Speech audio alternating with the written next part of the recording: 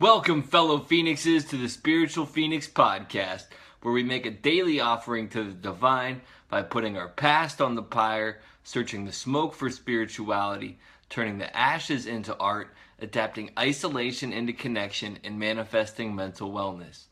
I'm your host, Ross Cessna, and I'd like to take a moment and think of what we're grateful for today.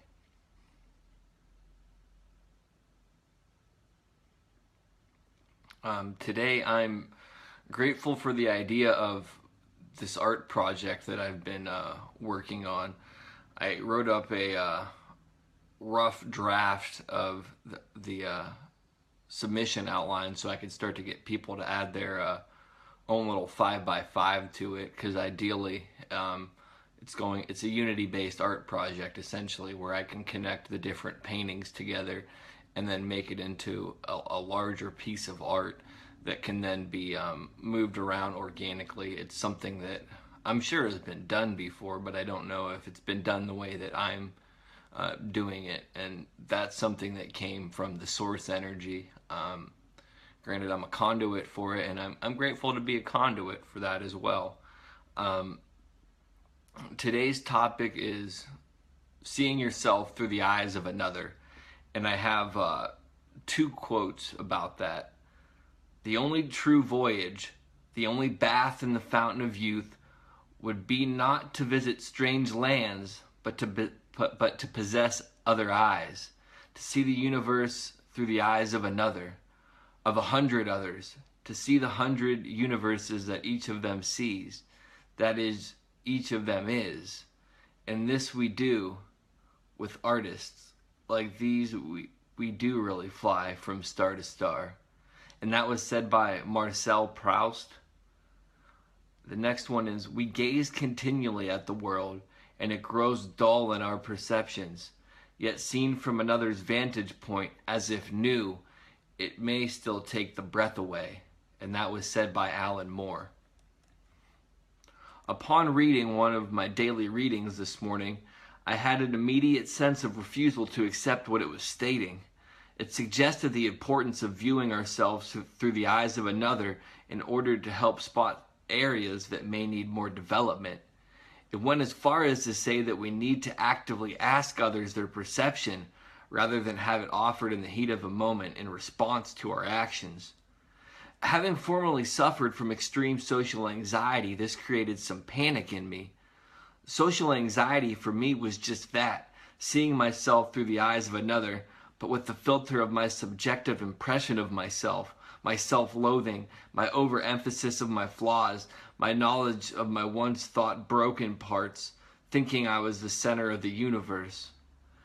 Must I actively seek out others' opinions of me? I'm just beginning to understand who I am. What happens if I lose myself in their vision? The irony or paradox is that I lost myself by even thinking that thought. To think that I could lose myself from viewing myself from another vantage point. It is because I know who I am that I work to see myself from the perception of others. Looking from a vantage point doesn't mean you take up roots in that spot. It means you gain a perspective. It means you gain a perspective from a different place.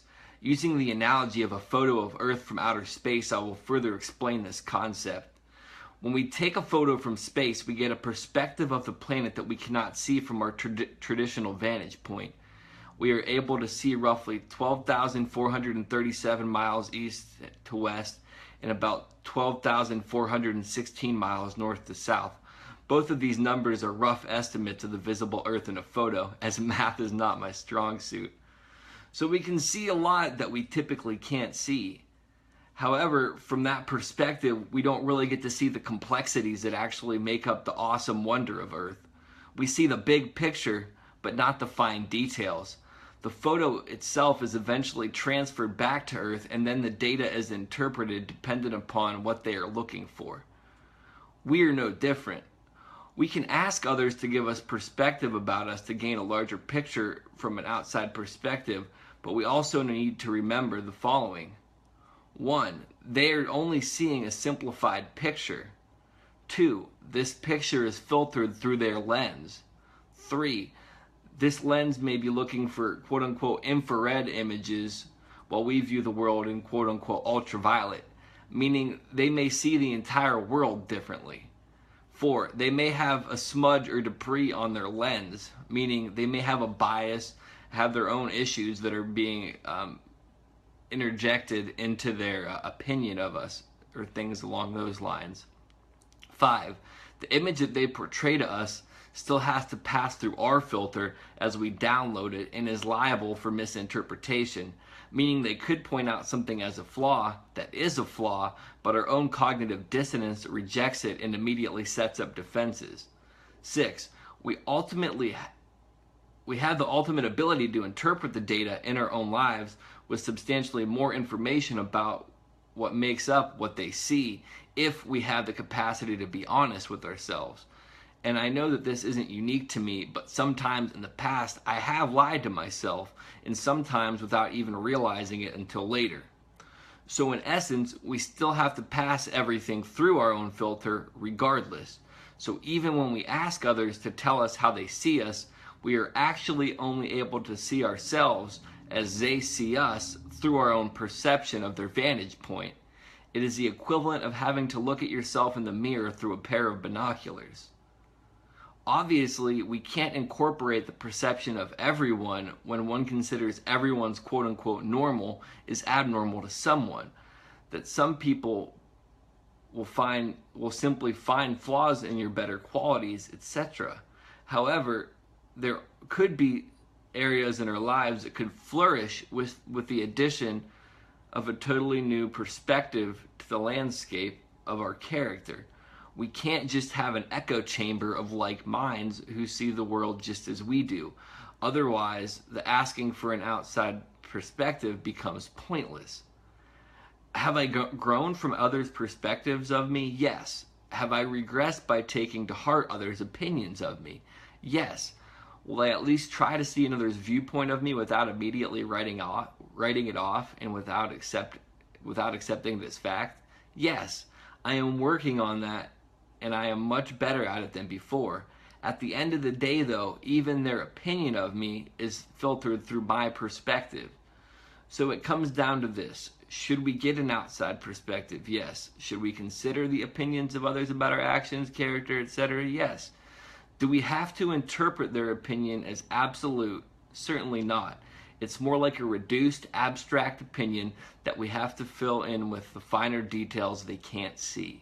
And I could go on and on about this, but I'm going to put this episode on the pyre. If you'd like to get paid to write, click the link below. All you have to do is write 5 sentences in English. If you have a topic you wish to hear me discuss, or if you would like to be a guest on the show, please contact me via Facebook Messenger. Ideal guests will have had a major life obstacle they are overcoming or have overcome, and will have an inspirational, life-changing philosophy, spiritual awakening, or the insight of lived experience to share. I do free tarot readings occasionally, and I'm building up a database so you can select a reading at random choice or read the most recent reading. A link will be in the description below. All my social media links will be in the description below. Please leave a review on iTunes if you like the podcast, as it'll help me reach new listeners. And please take time to respond to the PodTrack listener survey, as it helps me better understand my audience. And with that, I love, respect, and appreciate all of you. With love and light. Namaste.